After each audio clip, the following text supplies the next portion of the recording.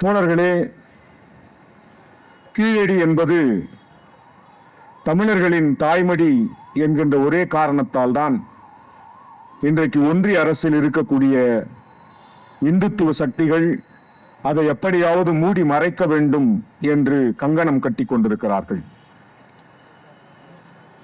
வெகுகாலமாக India என்கிற இந்த நிலப்பரப்பு இந்துக்களுக்கு மட்டும்தான் சொந்தம் என்பதை போலவும் இந்துத்துவ பெரும் நிலப்பரப்பாக இதை மாற்ற வேண்டும் என்கின்ற மிகப்பெரிய பிற்போக்குத்தனமான கருத்தியலோடுதான் அவர்கள் இயங்கிக் கொண்டிருக்கிறார்கள் என்பது நமக்கெல்லாம் தெரியும்.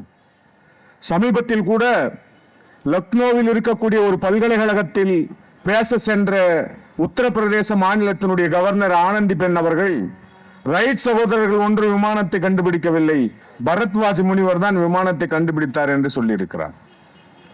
அது மட்டுமல்ல, ஏன் விடியற் காலை நீங்கள் பஜனை பாடுகிறீர்கள் என்றால் இப்பொழுது அவர்களுக்கு தெரிந்திருக்கிறது விடியற் காலையில் தான் ஓசோன் தரையில் வந்து இருக்கிறது என்று அவர்கள் பேசுகிறார்கள்.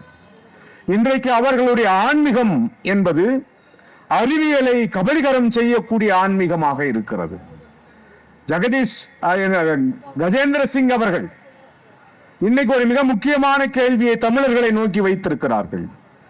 கீழடி ஆய்வறிக்கை மிக சரியான ஆய்வறிக்கையாக இல்லை. அதற்கு ஒரு காரணம் இருக்கிறது. என்ன காரணம் என்றால் அதற்கு போதுமான அறிவியல் தரவுகள் இல்லை என்றுதான் அவர் சொல்லுகிறார்.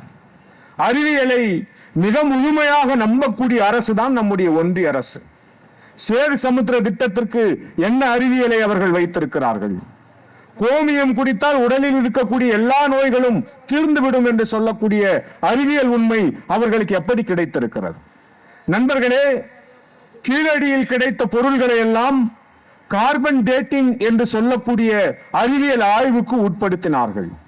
கார்பன் டேட்டிங்கை விட இன்னும் கூர்மையாக மிகச் சரியாக காலத்தை கணிக்கக்கூடிய ரேடியோ ஆக்டிவிட்டி கார்பன் டேட்டிங் என்று சொல்லக்கூடிய இன்னொரு அறிவியல் முறையையும் பயன்படுத்தி அந்த பொருள்கள் எல்லாம் ஆய்வுக்கு உட்படுத்தப்பட்டு ஏறக்குறைய 2800 ஆண்டுகளுக்கு முன்பான வாழ்வு முறை தமிழர்களுக்கு இருந்தது என்பதனை அவர்கள் தீர்மானிக்கிறார்கள். இரும்பு பயன்பாட்டை மேலும் ஆய்வு செய்தவர்கள் 5000 ஆண்டுகள் என்று பேசுகிறார்கள். இப்படி ஆண்டுகள் மிக பழமையாக போய்கொண்டே இருப்பதை தான் அவர்கள் வயிற்றிலே புலியை கரைக்கக்கூடிய செய்தியாக மாறுகிறது. ஏனென்றால் சிந்து சமவெளி நாகரிகம் தான் உலகத்தின் மிகச்சிறந்த நாகரிகம் என்று அவர்கள் திட்டமிடுகிறார்கள். சிந்து சமவெளி நாகரிகத்தினுடைய உண்மை கூறுகளை ஆய்வு செய்து பார்த்தோம் என்றால் அதுவே ஒரு திராவிட நாகரிகத்திற்கு ஒப்பான நாகரிகம் என்று வரலாற்று அறிஞர்கள் பேசுகிற பொழுது அவர்கள் புதிதாக சரஸ்வதி நதி என்கின்ற ஒரு நதியை கொண்டு வந்து முன்வைக்கிறார்கள். நண்பர்களே, இன்னொரு அறிவியல் செய்தியை நாம் இங்கே பகிர்ந்து கொள்ள வேண்டிய கட்டாயம் இருக்கிறது.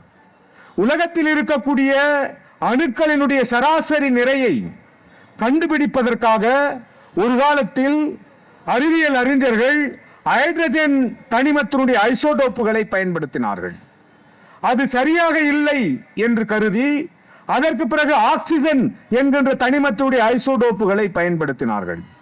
ஆனால் இன்றைக்கு கார்பன் என்ற தனிமத்தினுடைய கார்பன் 12 என்று சொல்லக்கூடிய ஐசோடோப்பு தான் மிக சரியான ஐசோடோப்.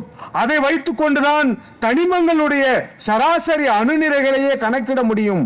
அதன் மூலம் ஒவ்வொரு தனிமத்தையும் இந்த வரிசையில் அடுக்க வேண்டும் என்று சொல்லி இன்றைக்கு பீரியாடிக் டேபிள் என்கின்ற ஒரு அறிவியல் உண்மையை வைத்துதான் உலகத்தில் இருக்கக்கூடிய கோடிக்கணக்கான அணுக்களையும் பொருட்களையும் அறிவியல் உலகம் ஆய்வு செய்து கொண்டிருக்கிறது. கார்பனுடைய 12 அணுக்கள் என்று சொல்லக்கூடிய அந்த தனிமத்தின் மூலமாக தான் உலகத்தில் இருக்கக்கூடிய எந்த பொருளினுடைய வயதும் கண்டுபிடிக்கப்படுகிறது.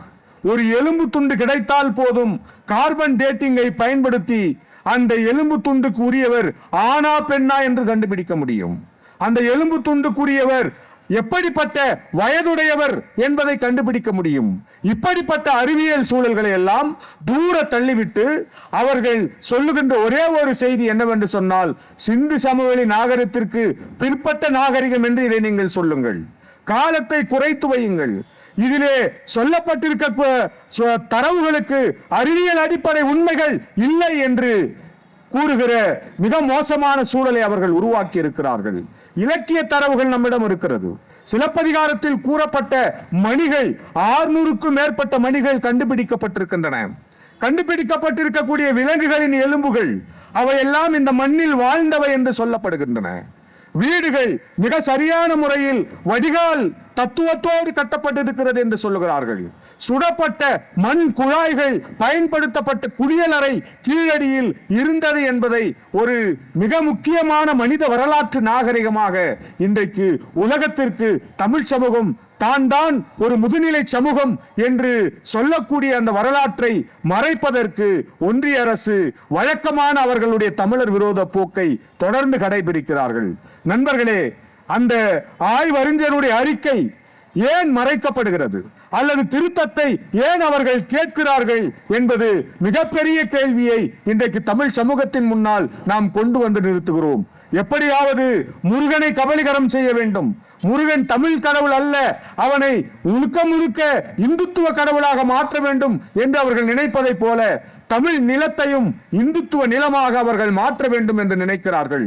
ஆகவே தமிழர்கள் என்பவர்கள் எப்பொழுதும் தனித்த பண்பாடுடையவர்கள், உலகத்தில் ஆக சிறந்த மொழி வன்மை கொண்டவர்கள், உலகத்தில் இருக்கக்கூடிய எல்லா நாகரிகங்களையும் விட மிக உயர்ந்த நாகரிகத்தை அவர்கள் கொண்டிருக்கிறார்கள் என்பதற்கான ஆதாரபூர்வமான தரவுகளை கொண்டிருக்கக்கூடிய கீழடியினுடைய எல்லா தரவுகளையும் ஒன்றிய அரசு உடனே ஏற்றுக்கொள்ள வேண்டும்.